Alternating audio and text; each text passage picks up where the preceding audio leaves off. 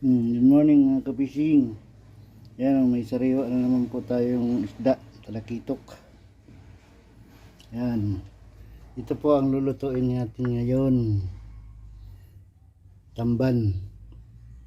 Ibabalot po natin sa saging. Yan po mga kabising, saging. Gamitin natin yung tonsol. Yan mga kabising, lagyan natin ng avocado. Yan mga kabising, lagyan natin ng luya mga kabising, tapos sibuyas, bawang. Yan mga kabising. Paminta mga kabising, lagyan natin ng paminta. Yan.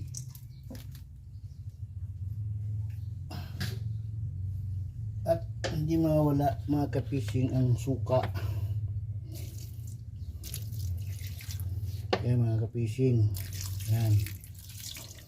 Suka. Yan mga kapising. Yan ang pinakang sabaw niyan. Tambal na binalot sa dahon ng saging mga kapising. Yan. Ang ating lulutuin ngayon. Yan natin mga kapising asin. Yan mga kapising, haluin natin para magsama-sama yung lasa niya, yung ingredient. Mga kapising, ayan mga kapising. Sariwang sariwa yan mga kapising bagong huli. Tamban. Ayan mga kapising.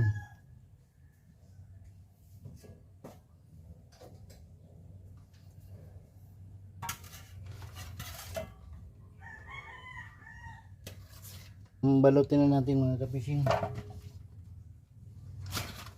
Hindi na lang yan mga kapising. Pag yan. Yan mga kapising. Yan. Yan mga kapising. Binalot sa daon ng saging. Yan.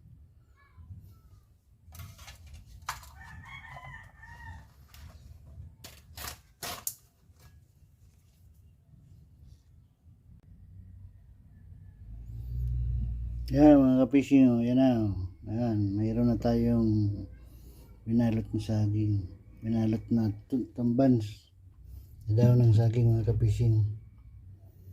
Yan.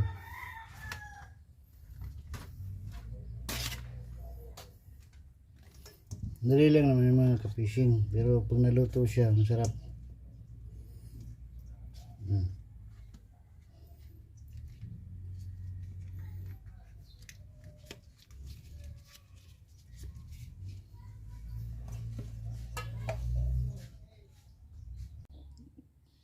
Yan mga kapising, tapos na tayo magbalot ng tamban. Yan nanalot sa saging mga kapising. Kalang na natin mga kapising. Yan. Yan. Salang na mga kapising. Yan mga kapising, ito na ang ating tamban na binalot sa dahon ng saging. Ayan po mga kapising. Tingnan natin mga kapising, luto na. Ayan mga kapising. Yan. Yan mga kapising. Yun ang sariwang sariwa mga kapising. Yan mga kapising, sariwang sariwa. Luto na. Finish na ang tamban na binalot sa dahon ng saging mga kapising. Hanggang dito na lang po mga kapising ang aking video. Salamat po sa inyong panonood at mag-iingat po kayo lagi kung saan man po kayo nandoon. Salamat po. Bye bye po.